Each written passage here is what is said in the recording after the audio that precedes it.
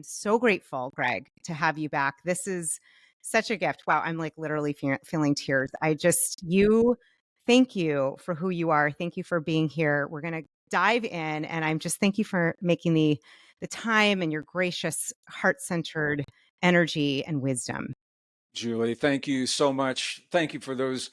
I'm a Cancerian male, and if I cry, my voice will change, and it messes up the whole interview. So I want to thank you for your trust in sharing me with your community. But I think your community is my family as well. So I'm just I'm honored to share this virtual stage with you. And there's so many places that we could go, so many things that we could touch upon today, and I'm gonna trust. I said off camera, this is a dance, and I'm really happy for the lady to lead. So I'm gonna follow your lead in this dance. So let's see where we go. We're just gonna I love this is my favorite kind of conversation where we're like, I don't know. Who knows? We'll see where we go. We're gonna go. I do think the first area that I want to talk about this whole realm of consciousness and potentiality. Like what are you seeing? I know you're an expert in this. And you can start anywhere you want. I'm going to just open with a big old question about consciousness and the shift on our globe and potentiality, Gregg, and let you have a party.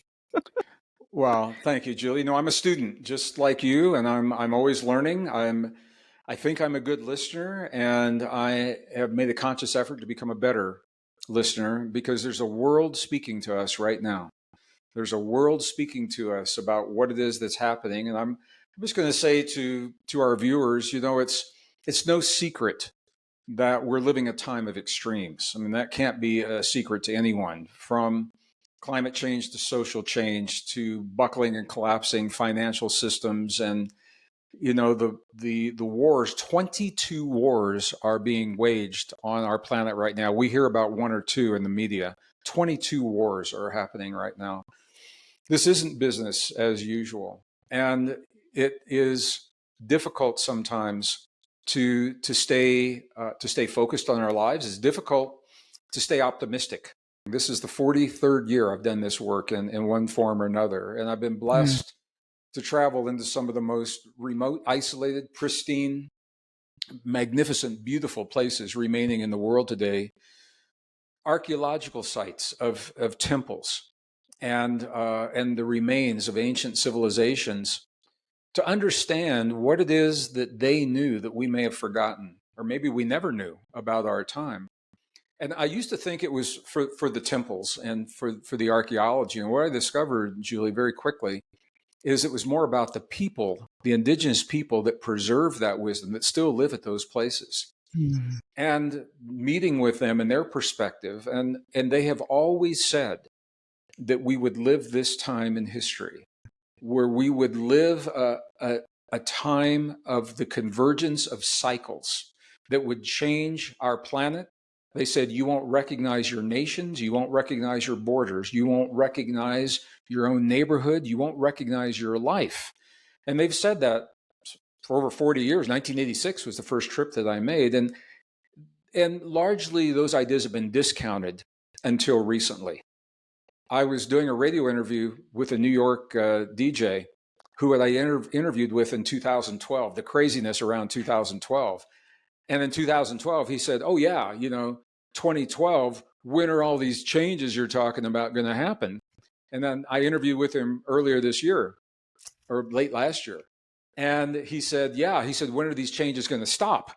So he's acknowledging that we are, living this very unique time. So for me, there are so many layers that we can go into about what is happening and what's changing. And we can talk about climate change, social change, financial change. We can talk all of those things, and they're important. And they need to be discussed with kindness so that we can find resolution. But ultimately, Julie, on a deep level, there is a battle that is playing out for our thoughts, for our beliefs, what we believe to be true about ourselves and our world and where we come from. There's a battle for our very humanness. Our very humanness is on the line because there are proposals to replace our natural biology with synthetic technology with chips in the brain, sensors under the skin, chemicals in the blood. And the reason that this is important is because it reveals the deepest battle of all. This will answer the question about consciousness. It is through our humanness that we have access to what I'll call our divinity. And then I'll define this. The divine nature of what it means to be human. Now, a lot of people, when I say this in a live audience, they think we're talking about religion because divinity has been linked with religion. But if you look at the definition, this is fascinating. Divinity has nothing to do with religion. What the definition is, divinity is our ability to transcend perceived human limitations, not just to survive, but to transcend, to thrive in the presence of the limits, and they may not even be real, perceived. They're the limitations that we've been programmed to accept about our abilities, our limited abilities, or our powerlessness. So divinity is about accessing that part of ourself that often is veiled by the fear of all of the extremes I'm talking about. So we can focus, spend your life focusing on climate change or on collapsing financial and economic systems. It's all important. On society, on social, on politics, it's all important. However, ultimately, those are the diversions that keep us from accessing, I think, the real goal of what this time in our lives is all about. And it's our ability to become, maybe for the first time, fully human. We may not even know what it means to be fully human in our lives because at least 3 generations now, we've been told, and we're still teaching our kids this in school today, we've been told that by biology, our carbon biology is flawed, that we are flawed by our very nature. And among those flaws are emotion, human emotion, they say when they teach this in the schools. And there are scientists that believe this. Human emotion clouds our ability to think clearly and to make good decisions. They say that human intimacy, the intimacy between a man and a woman that creates a new life, is imperfect because you never know the outcome.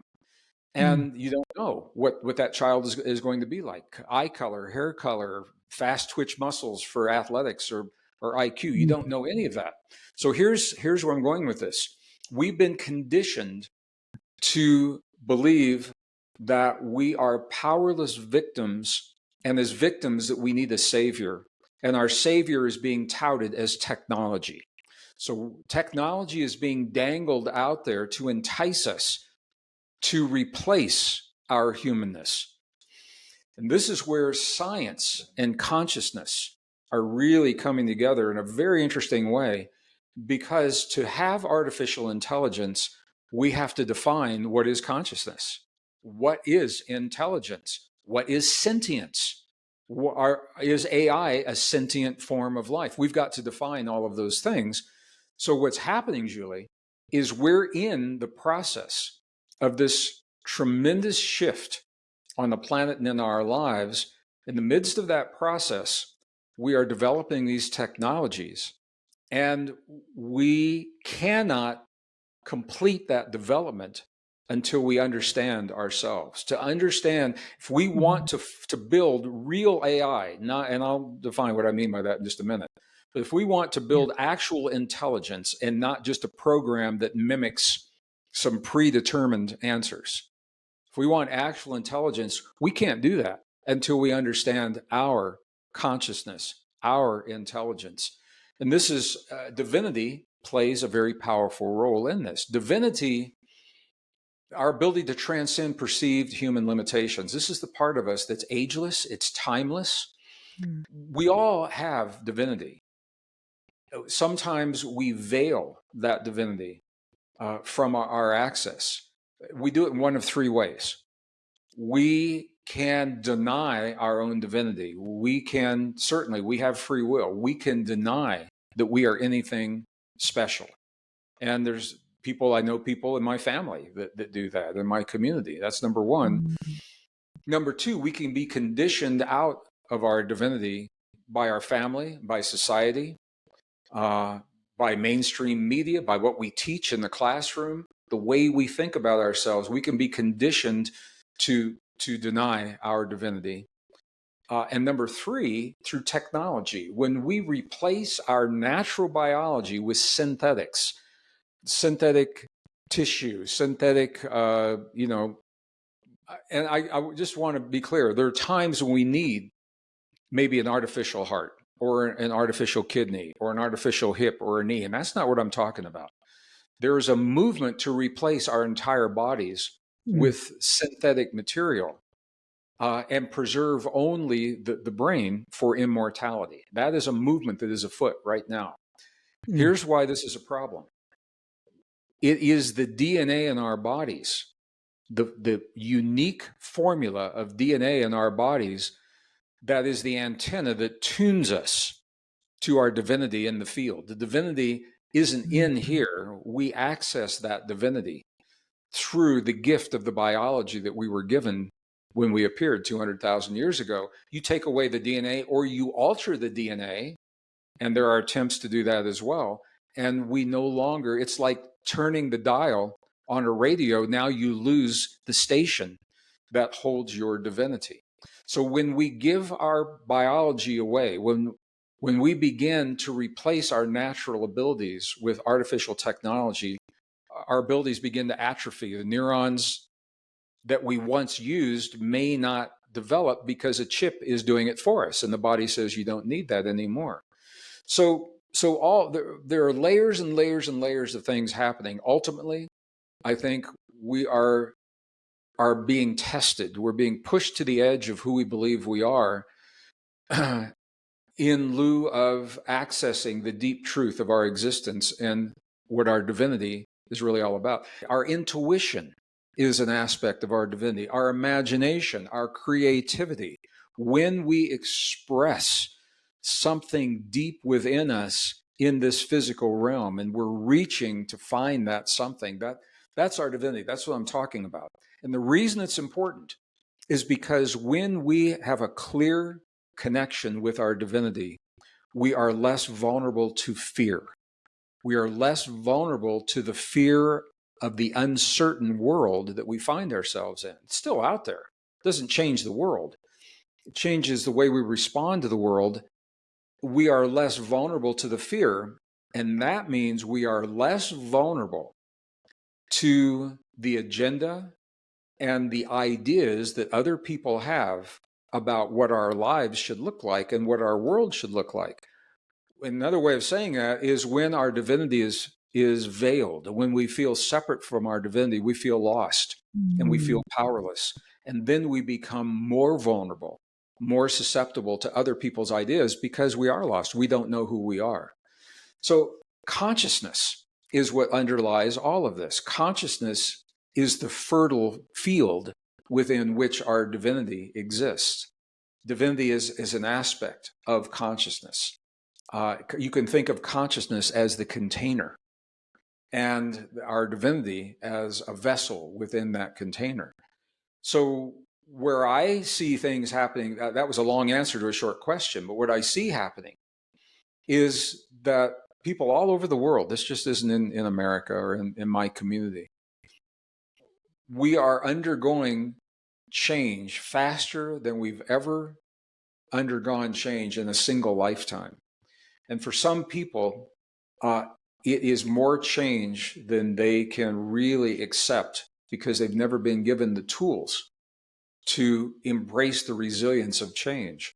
And so what's happening is it's forcing people to come to a deeper understanding of who they are and what their relationship is with their own bodies when it comes to the immune system, for sure, with the people under their roofs that they share everyday life with, as belief systems clash over the family dinner table and in the living room, after dinner.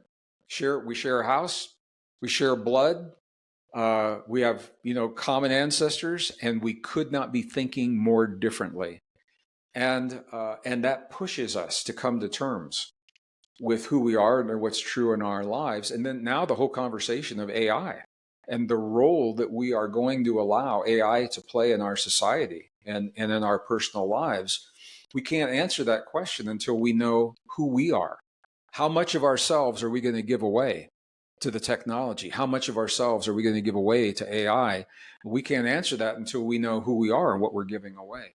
I really appreciate I love that you dove into the divinity aspect. And to me, what's coming up is really to get how sacred this is, the fact that we, with the DNA that we have, with the connection that's possible, that we have an ability to connect. I love what you said. I love how you said this, the consciousness in the fertile field, that the divinity is that fertile field which our consciousness exists. And I think, for those listening who are up against, what do I believe? And there's fear, and fear can be so disempowering. It can affect the immune system. I mean, I won't get into my story with it, but I can say that I know, as somebody who breathes and lives this, I found myself kind of in this like fear bug, Gregg, where I was like, what is happening? I was waking up in the middle of the night, like with fear thoughts, really scared. And I must say, I feel like anyone listening, anyone here, our family, we chose to be here at this time. This is an extraordinary time, as you said. And I think for those listening, just where to start with, I think, because it's that self to symphony, like how do we as individuals, I know anyone listening wants to be their best self, wants to connect with their divinity. I think of that as your USU. Honestly, that's what I mean by that. It's your connection to the divine. It's your intuition. Where do we start? Especially, and that's a big question, but health, emotions, programming that we've been subjected to. Like, you can just go anywhere you want with that, but I just keep hearing people like, where do I begin, Gregg? Yeah, it's a good question. So now I'm going to tie back into the foundation that we just created together. Yeah. There is a battle. It's an ancient battle that began the moment humans appeared on this earth. And we all know this. We sense this. There's a fundamental battle between good and evil, between light and dark.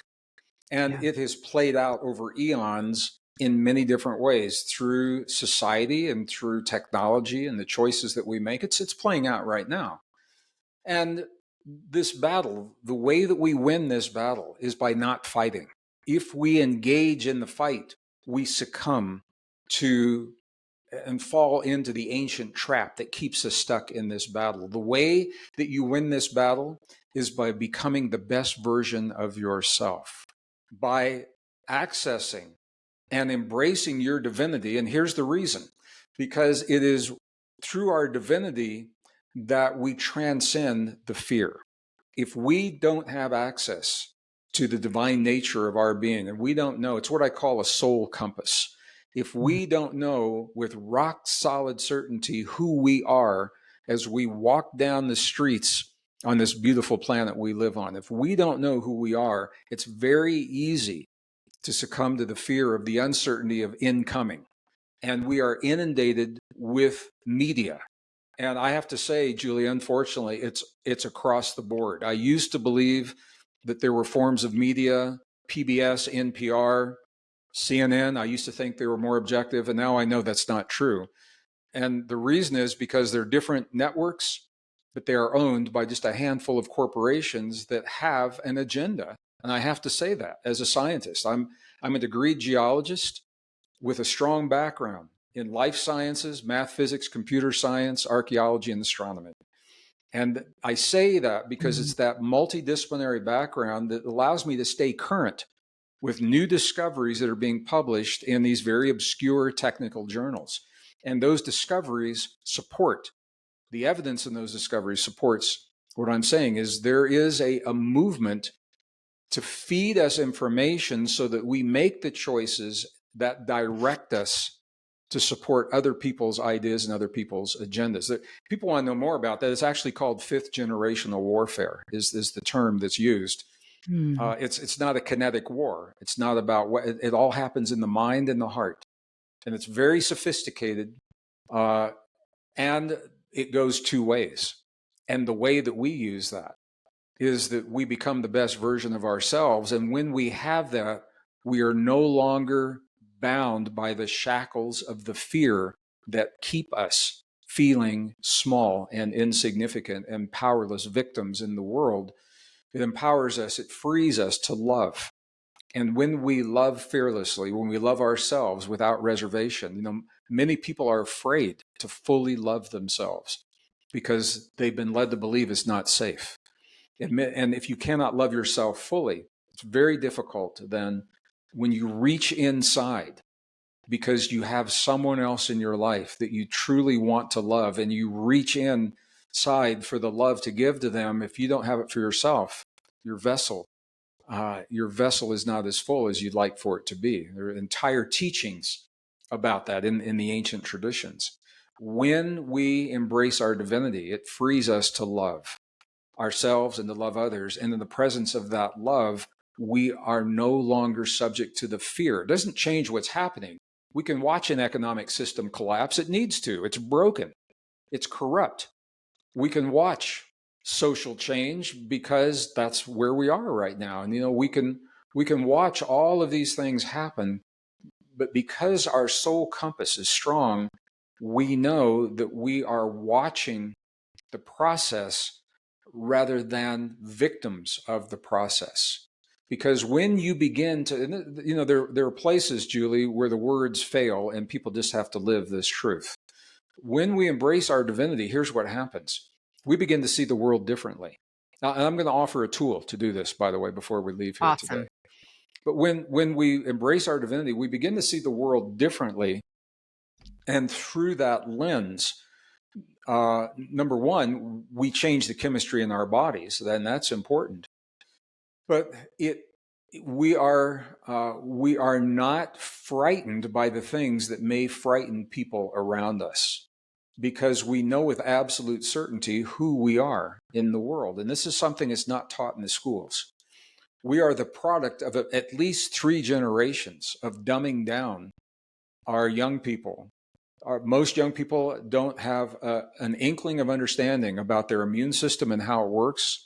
They don't have an inkling of understanding about the delicate, highly advanced technological, soft technology that they call their bodies. They've been taught that their bodies are flawed because they are human. And because of that, they lose respect for their bodies and how they treat their bodies, what they put into their bodies. Are much more willing to imbibe in chemicals and in processes that actually steal life away from them rather than supporting that life, because they've never been given a reason not to, Julie. And in that way, the education system has failed for at least 3 generations, at least 3. And because of that, we now have a population global, not just in the West, that has become more vulnerable to other people's ideas, competing ideas based upon competing agendas. And that makes for a crazy world. It's a world that looks very crazy. In my first public speaking I ever did was at the Open Door Bookstore in 1986 in Denver, Colorado. They just closed right before COVID. They closed. And it was during that time that a man I admired tremendously he was still in the world, and he passed not long after. His name was Buckminster Fuller. And if our viewers don't know who he is, you probably know him because he created the architecture based upon the geodesic dome. That's what most people know. But if you study his life, he was a very deep thinking philosopher, a visionary way ahead of his time. And what he said once, Julie, and this has stayed with me all my life, he said, "You'll never change the world by fighting against the things you don't like." He said, if you want to change the world, find a new way that makes the old way obsolete, and people will follow the new way, and the old way falls away. And I think that's true in our lives right now. If we spend our time fighting against all the things that we don't like, what we're doing is we're actually engaging in what keeps on a level that keeps us stuck in this ancient battle. The way to win this battle is to find the new way, and people will follow the ways that work better, whether it's new ways of energy, new ways of feeding our families, new ways of society, whatever it is. Find a new way, and the old ways fall away. And I think we're seeing this happen in our lives. Now, I'll give you a perfect example is war. the idea of war is just horrific. And what we're finding now, I mean, what would happen if they throw a war and nobody comes? Like, what if you throw a party and nobody shows up? What if you throw a war and nobody shows up? I have talked to young people, military people, who no longer feel good about hurting another person who is not threatening them. It's a very, very different concept. If you're attacked, that's one thing, but to go and to hurt our global family, to hurt our brothers and sisters, there's a reluctance to do that now. I could see a time when young people refuse to fight and we walk away from war as a way to solve our problems. I could see that happening in this lifetime because of where I think we're going to get really close to some really dark experiences. And I think we'll have to get close to walk away from it. But that tells me, you asked me in the beginning of this conversation, shifts in consciousness, that wouldn't have happened during World War II, or it wouldn't have happened in the 50s or the 60s or during the Cold War. So I'm seeing a shift, in that way. So we find a new way that makes the old ways obsolete. So where that comes down to a practical reality in our lives today, we are being pushed, and I have to use that word. We're not being invited. We're being pushed into a world called a reset, a very different world than what we've lived in the past. And we're being pushed into a world where we live in compact, centralized cities rather than dispersed in rural areas. We're being pushed into centralization of everything, from finances, CBDC, centralized digital currencies, to centralized sources of food, centralized sources of energy, centralized sources of banking and finance and living. In any time, Julie, that is not a good way to live. In a time of extremes, it's the worst way. The last thing you want is centralization. What we want is what our indigenous ancestors have always taught us. It is localized living.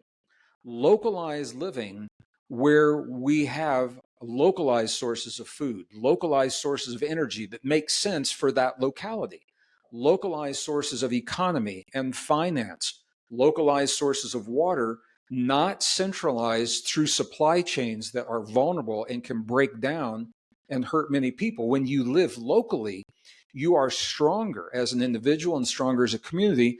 And through that, you can help other people when they're having problems because you've taken care of yourself in a way that reflects the natural world. Nature is localized. Nature is not centralized. I am just the thing that I wanted to highlight, and then I would love for you to, you just keep going, Greg, because the practices I can tell will be so helpful. It absolutely makes sense with the localized living. It makes sense on every level to me. The thing I actually want to highlight that you said that I think is so crucial, and I don't want this to get overlooked by anybody, is you said it a couple times. The way we win is not by fighting. Yeah. And that can be translated in a lot of ways, meaning what I heard underneath that is you said love fearlessly, and putting that into action. I've just, as someone who I've talked a lot about A Course in Miracles, I've been working through that, and it's a daily practice on this, right? Getting rid of grievances and judgments and love. And I'm like, oh yeah, this is no joke. This starts with ourselves. Stop fighting ourselves. Stop fighting with this goes from micro to macro. So when you said that, I had like goosebumps over my entire body, because it's like you said, have a war that no one shows up to, like a party that no one comes to. So I just wanted to say that what you just said, there's so much here. That's really big. And that can be a good place for people to start, I think, is, okay, how do I stop? Well, it makes a lot of sense. And just to be really clear, I mean, it's easy to have these conversations and go to extremes because they are very primal. They touch very primal elements of our being. Yeah. We all know there are times that we have to fight. We all know that. And we've all seen that. And World War II and what was happening in Europe. Yeah. If we wanted to stop what was happening, we had to defend what we believed in. But the point is, to get to the point where you've got to fight, you've already got to compromise and give in so much of yourself. There are so many places where that war could have been prevented if people had claimed their sovereignty and if they had claimed their divinity. They didn't Yeah. do it because they were conditioned not to, Julie. Yeah. And so when it reached the point that it did, where all of Europe was threatened with a way of life and with atrocities, we had to fight. And there's a warrior within every one of us. You Yeah. know, we would fight for our loved ones, for our families. We'd fight for our planet if we ever had to do that. So it's not that we never do. What I'm saying is, Buckminster Fuller, if you want to win, to change the world, is what he said, you find a Mm. new way. Now, the Yeah. science supports everything you just said, Julie, and I know you and I have talked about this in past conversations, and you've had some other people on, I believe, who probably alluded to this. The Institute of Heart Math, the pioneering research center in Northern California that is exploring the human relationship, our relationship to the earth and beyond, in non-conventional ways, but they're very, very scientific ways. They now have documented, and it's in peer-reviewed research, so this isn't hearsay, and it's not conspiracy, and it's not my theory. This is peer-reviewed research. There's a field. There's an energetic field that underlies all of existence. We've got sensors right now, 40 sensors on different continents through under the auspices of Princeton University, feeding back to a computer in Southern California, as well as, I believe, 6 or 7 sensors directly measuring this field, also feeding back to the HeartMath central server. And what it tells us very clearly is we can see when there are shifts, when human consciousness shifts, it impacts energetically these fields, and the sensors can pick that up, send it back to computers, and it can be plotted. If you want to know more about this, go to the www.heartmath, HEARTMATH, 2 words, or two words put together as one word, heartmath.org, and look at the research. So the reason I'm saying this is what the research has shown, Julie, is this field, the energetic states of this field, the field only knows one of 2 energetic states. That's it. It either knows coherence or it knows chaos. That's it. Mm. So we can be as well-intentioned as we want when we go, not you and me, but when our community, when they march angrily in the streets and destroy property and burn buildings, protesting something they feel justified in protesting, you have to ask, what are you feeding the field? Are you feeding the field coherence, or are you feeding the field chaos? And the more chaos we put into the field, it actually stimulates greater degrees of the chaos that we say we want to heal. So that's the reason that's the scientific reason why anger and hate expressed in violence actually feeds the field, this chaos. And one of the things that we can ask ourselves and say, okay, in this moment, what am I feeding the field? And if I'm feeding the field chaos, don't judge it. You recognize it. You say, okay, yeah, there's some chaos I'm putting in the field. Now, how do I go about shifting that? And I'd like to offer something to support the answer to that, if you're okay with that. Are you okay on time? Are we good on time? Oh, we're doing fantastic. And I was just, you're literally teeing up. I was like, please, Greg, share with us, because I can hear Yeah. I can hear people listening saying, all right, so how do we do that? Well, Absolutely. one of the things we can do, and I won't do it here because we've done it. You and I have done this in the past, and it is in so many videos, is creating the coherence between the heart and the brain. Heart, brain, coherence, 3 steps. Shift the focus, shift the breath, shift the feelings. It's on my YouTube videos. It's on the HeartMath channel. It's on Julie's past podcast. So check Julie's past podcast with Gregg Braden, and you'll see it. But sometimes it may not be practical to go into that heart meditation. And when it's not, there are other things that you can do. And so I'd like to share a practice I do also on a daily basis. And I'm going to preface this with a discussion of the power of beauty. Beauty has always played a very significant role in my life. When I left the corporations, I left academia and the corporations after I was the first tech ops manager at Cisco Systems. And I cashed out my stocks and I said, okay, where am I going to live? Am I going to live in another big, beautiful city where everything is really convenient? Or am I going to live somewhere where I wake up in the morning and I am surrounded with the magnificence of nature every single day, and the beauty of nature won out? So I actually ended up moving in the middle of nowhere, thinking I would never travel, to what used to be a Waldorf school in northern New Mexico, built in 1888. It was a fixer-upper, and it's still being fixed up. I mean, almost 40 years later, I'm still fixing it. So the point is, beauty has played a powerful role in my life. And interestingly, here in northern New Mexico, we are surrounded by indigenous people. The Navajo live in the Four Corners area. And to the Navajo, who call themselves Diné, by the way, they don't call themselves Navajo. That's the English. But to the people that live there, they've always called themselves Diné. They've always embraced beauty as more than a peripheral aesthetic. It's more than something, you see a sunset and you say, okay, that's beautiful. They literally have seen beauty as a force of nature, in addition to the four forces of physics that are acknowledged. So physics says we have the electromagnetic force, the force of gravity, the strong and the weak nuclear force. The Diné say, yep, and there's one more. There is a fifth force that is beauty. It literally is a force in the universe, in the cosmos, and we are changed in the presence of beauty. And that's true. When we perceive beauty, we are changed biologically in the presence of beauty. Well, in the Diné traditions, in the ceremony, they actually have a very lengthy beauty prayer, and it's not practical to do on this podcast or in your daily life. However, a Diné artist years ago condensed that prayer into 3 phrases that are very practical, and I say these to myself every single day, and I have for decades now.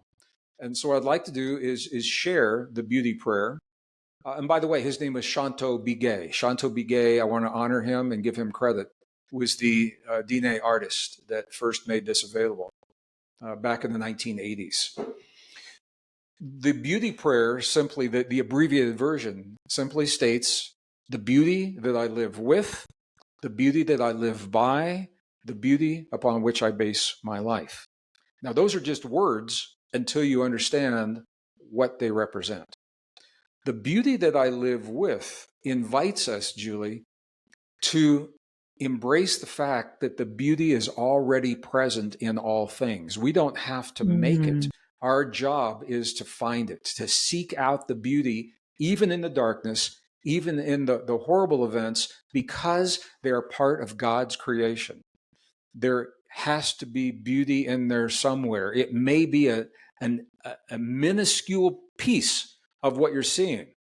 But Mother Teresa was a master at this. When I had my groups in India, the Sisters of Charity were the hospice organizations, and they would go out at 5 o'clock in the morning as the sun was rising, and they would search the streets for humans who had been cast out of their homes because they were sick. They were called the untouchables, and they were left in the streets to die.